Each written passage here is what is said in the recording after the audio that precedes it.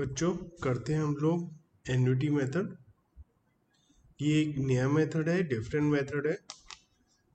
इस मेथड में हम ये एज्यूम करते हैं कि जो पैसा हमने फिक्स्ड एसेट को परचेज करने के लिए लगाया है वो कहीं और अगर हम इन्वेस्ट करते तो वहाँ से हमें इनकम होती। तो जो इनकम हमें नहीं हो पा रही है वो हमारा लॉस है, और वो लॉस असेट की वजह से, इसलिए हम उसे असेट की कॉस्ट में डालकर असेट की कॉस्ट को इंक्रीज कर देंगे। फॉर एग्जाम्पल, अगर हमारी कोई एसेट 1 लाख की है तो 1 लाख पर 10% के हिसाब से 1 ईयर का इंटरेस्ट 10,000 होता है। तो आफ्टर 1 ईयर हम ये कहेंगे कि हमारी इन्वेस्ट असेट जो है उसमें जो हमने पैसा इन्वेस्ट किया है 1 लाख की बजाय 1,10,000 की है।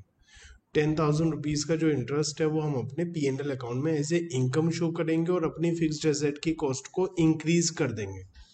अब इस बढ़ी हुई कॉस्ट पर डेप्रिसिएशन लगेगा। तो कैसे होगा ये सब कुछ समझते हैं। Annuity method, amount invested in asset has an opportunity cost. Opportunity cost का मतलब हम उससे और भी अर्निंग कर सकते थे। If that amount had been invested in some other form it would have earned some interest. The fixed installment and the diminishing balance method ignore such cost. तो अभी तक हमने जितने भी मेथड किए थे उस सब मेथड के अंदर ये वाली कॉस्ट को इग्नोर किया जाता है।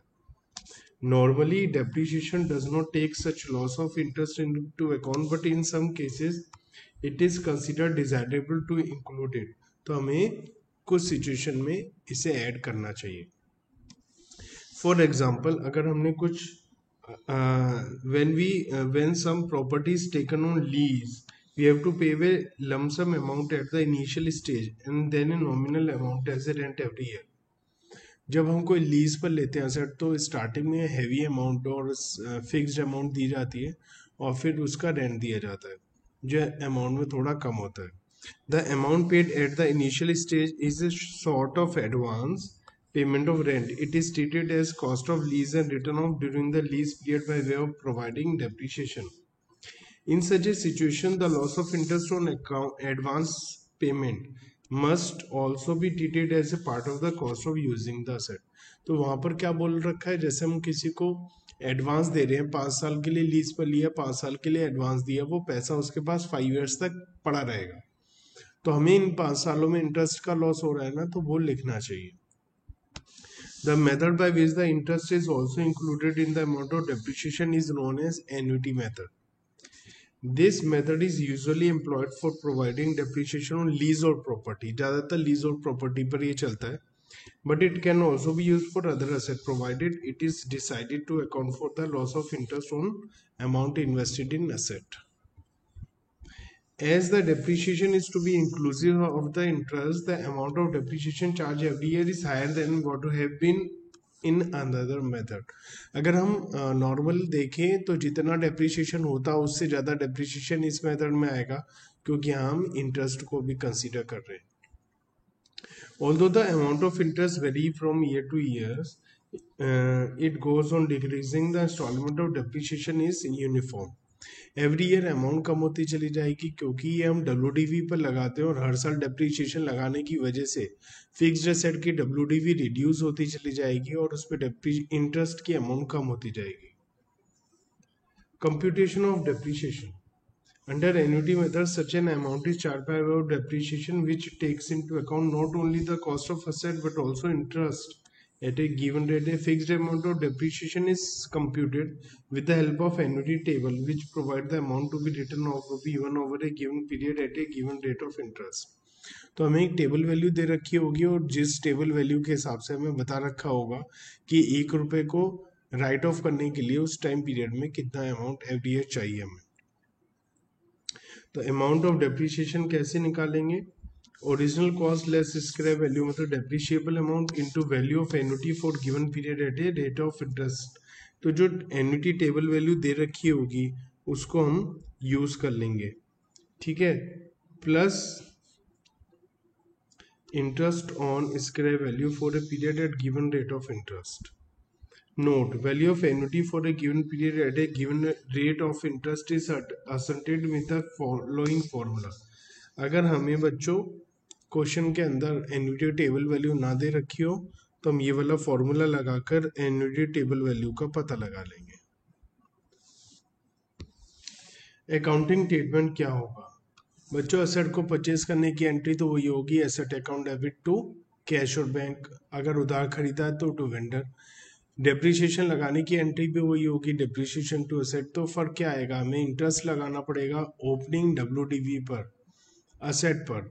तो असेट की कॉस्ट को इंक्रीज करने के लिए असेट को डेबिट करेंगे और इंटरेस्ट हमारी इनकम माना जाएगा, तो इंटरेस्ट को क्रेडिट कर देंगे। डेप्रिसिएशन की एंट्री सेम पहले की तरह, इंटरेस्ट को P&L में ट्रांसफर कर दिया जाएगा और डेप्रिसिएशन को भी ट्रांसफर कर दिया जाएगा। तो बहुत सिंपल अकाउंटिंग ट्रीटमेंट है। P&L पर नेट इफेक्ट क्या होगा? Net effect to the P&L increases year after year even though the depreciation is in fixed amount. Depreciation fixed amount every year है, लेकिन हर साल इंटरेस्ट की अमाउंट रिड्यूस होने की वजह से डेप्रिसिएशन की अमाउंट धीरे धीरे बढ़ती चली जाएगी। Merit, demerit and suitability. Merit क्या है कि ये इंटरेस्ट को भी कंसीडर करता है। डीमेरिट क्या है कि when additions are made to the asset fresh computation have to be made and calculation becomes difficult. जैसे जैसे नई नई एसेट आती रहेगी सबके लिए अलग एन्युटी टेबल वैल्यू निकाल कर कैलकुलेट करना पड़ेगा, तो उसमें बहुत ज़्यादा दिक्कत आएगी क्योंकि कैलकुलेशंस बहुत ज़्यादा बढ़ जाएंगी। सुटेबिलिटी कहाँ रहती है? जहाँ पर हम लीज रेंटल एडवांस पेमेंट करते हैं वहाँ पर ये मेथड लगाना सही रहता है। जो हमने डेप्रिसिएशन फंड मेथड पढ़ा और एन्युटी मेथड पढ़ रहे हैं, अब इन दोनों में क्या डिफरेंस है?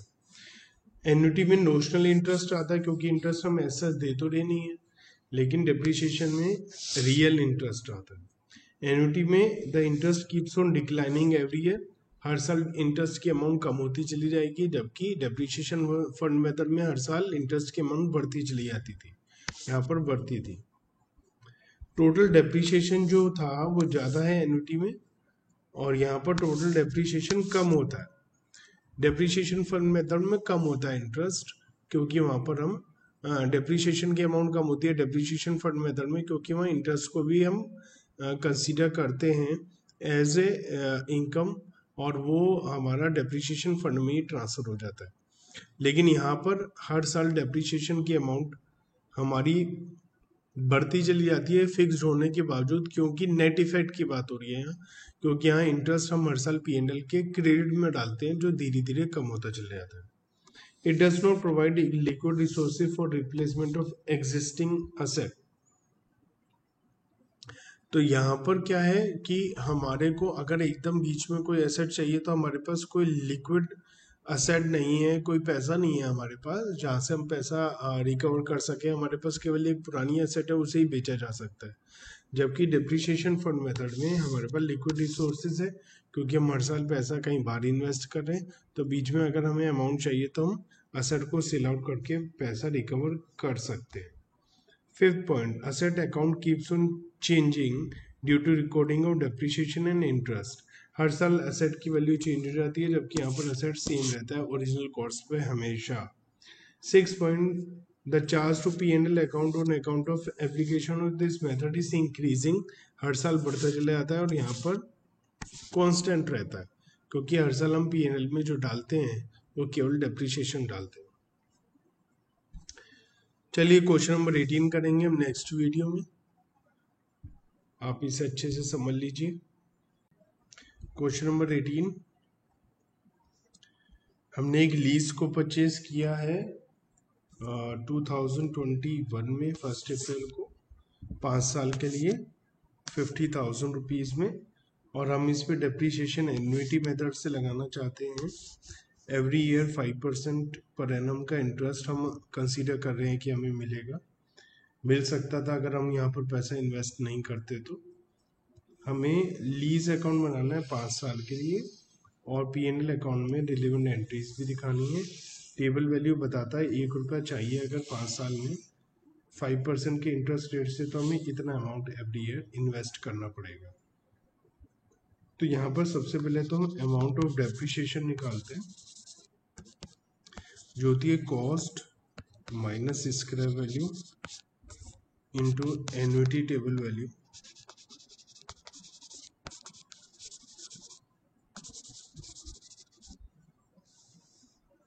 तो कॉस्ट है 50,000, इसका वैल्यू नील है और टेबल वैल्यू 0.230975 है।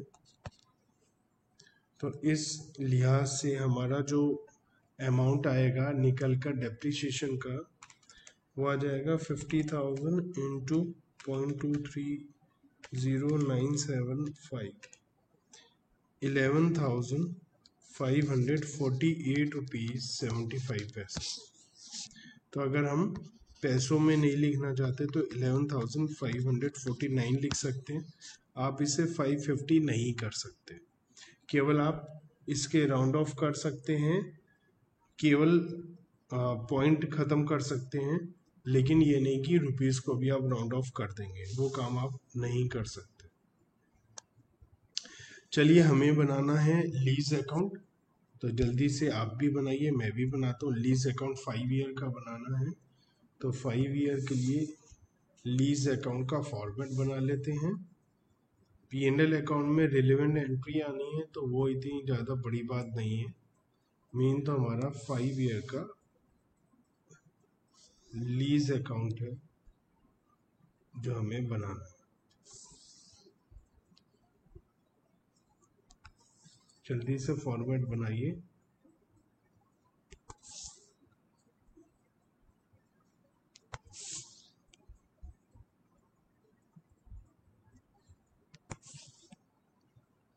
ये लीजिए, हमने 5 ईयर्स का लीज अकाउंट बना लिया।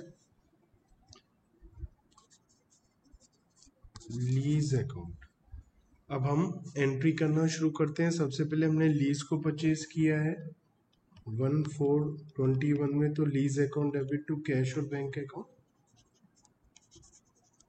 50,000 रुपीज़ में। तो सबसे पहले तो हमारी ये एंट्री बन जाएगी। फिर ईयर एंड आएगा, ईयर एंड में हम डिप्रिसिएशन लगाने से पहले इंटरेस्ट लगाएंगे टू इंटरेस्ट अकाउंट। एंट्री क्या बताई थी? Asset account debit to interest, क्योंकि हम एसेट की कॉस्ट को इंक्रीज कर देते हैं। हम ये एज्यूम करते हैं कि इंटरेस्ट हमारी इनकम होनी थी, जो नहीं हुई, तो हमारी एसेट की कॉस्ट इंक्रीज हो जाएगी। तो 50,000 पर इंटरेस्ट 5% होना चाहिए था हमें। 2,500 जो इंटरेस्ट नहीं हुआ, ये लॉस ड्यू टू एसेट है, तो हमने एसेट की कॉस्ट को इंक्रीज कर दिया। अब हम डेप्रिसिएशन लगाएंगे बाय डेप्रिसिएशन अकाउंट, और डेप्रिसिएशन की अमाउंट तो फिक्स्ड है 11,549। ये लीजिए, फर्स्ट ईयर का हमारा अकाउंट बन गया है। टोटल इज 52,500, और इसमें से 11,549 लेस कर देते हैं। 40,951 रुपीज़ का बैलेंस आ रहा है।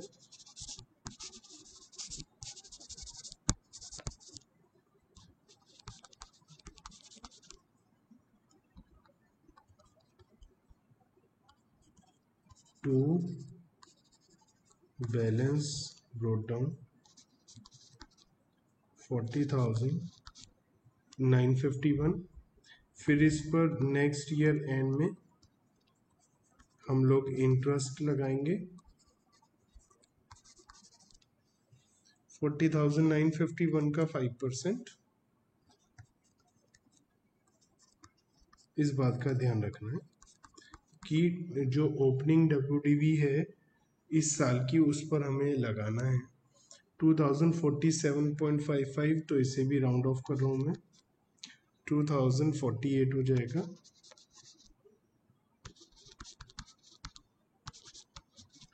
डेप्रिसिएशन वही amount 11,549, total 40,951 plus 2,048, 42,999।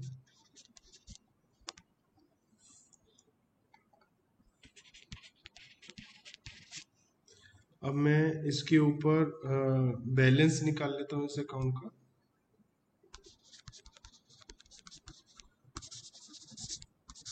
By balance carry down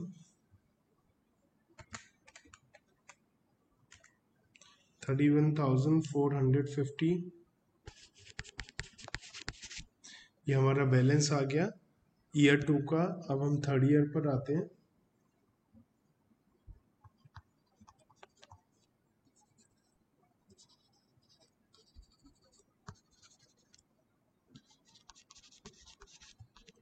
अब हमारा कौन सी अमाउंट पर इंटरेस्ट लगेगा, जल्दी से बताओ। कौन सी अमाउंट पर इंटरेस्ट लगेगा, जल्दी बोलो। 31,450 पर 5%। 1572.5। तो इसे राउंड ऑफ कर दिया मैंने।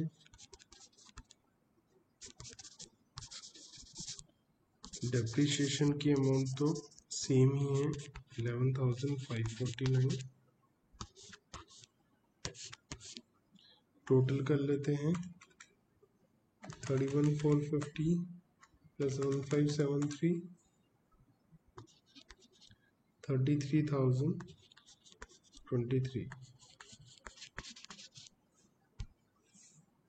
माइनस 11,549। तो बैलेंस आ जाएगा बाय बैलेंस कैरी डाउन 21,474। ये 3 साल कंप्लीट हो गए हमारे। Fourth year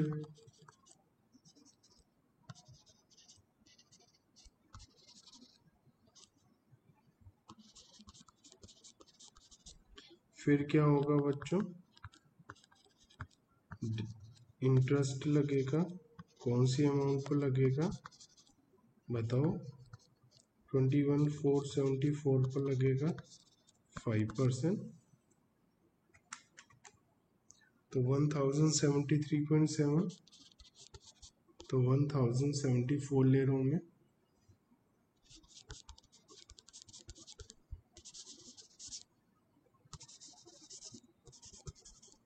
depreciation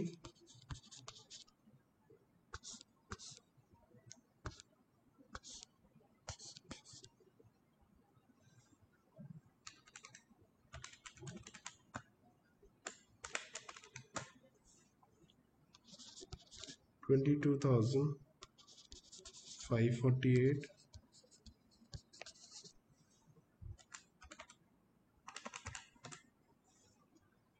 10,999।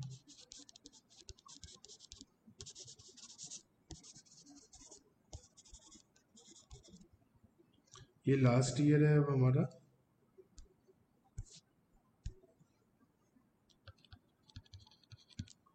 To balance good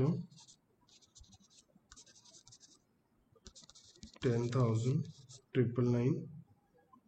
अब ये लास्ट ईयर है। लास्ट ईयर में आपको एक बात का ध्यान रखना है कि थोड़ा सा डिफरेंस आएगा, क्योंकि हम लोगों ने राउंड ऑफ किया है। तो एवरी ईयर थोड़ा सा, जो हमने एवरी ईयर अमाउंट लिखा उसमें थोड़ा सा डिफरेंस आएगा। अब वो जो थोड़ा सा डिफरेंस है, या तो वो आप इंटरेस्ट में एडजस्ट कर लो या फिर आप डेप्रिसिएशन में एडजस्ट कर लो। जैसे टू इंटरेस्ट ये लास्ट ईयर है, तो इसका अमाउंट मिलाकर उतना होना चाहिए जितने का डेप्रिसिएशन है। तो कायदे से मैं पहले ही कैलकुलेट कर लेता हूँ। डेप्रिसिएशन 550 का आना चाहिए, कायदे से देख लेते हैं। अगर आ रहा है तो कोई टेंशन नहीं है, 550 ही आ रहा है। देखो आ गया ना। नहीं आएगा तो हम थोड़ा डेप्रिसिएशन के अमाउंट में एडजस्ट कर लेते हैं। ठीक है।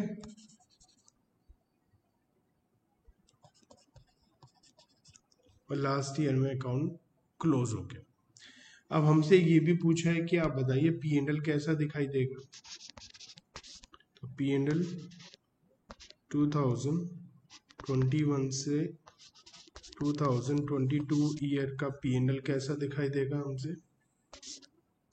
डेबिट में डिप्रिसिएशन आएगा 11,549 और क्रेडिट में इंटरेस्ट आएगा 2,500। ठीक है, अब हम बात करते हैं 22 से 23 के P&L की। डेप्रिसिएशन 11,549 आएगा और जो इंटरेस्ट है वो 2,048 आएगा। बस यही हर साल करना है। 2023-24 का डेप्रिसिएशन 11,549, जो इंटरेस्ट है 1,573,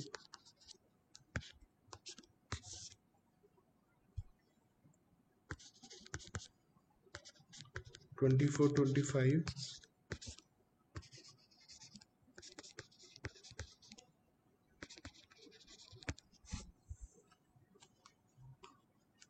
इंटरेस्ट हमारा 1,074 रुपीज़ हो जाएगा। और अब हम आ चुके हैं लास्ट ईयर में।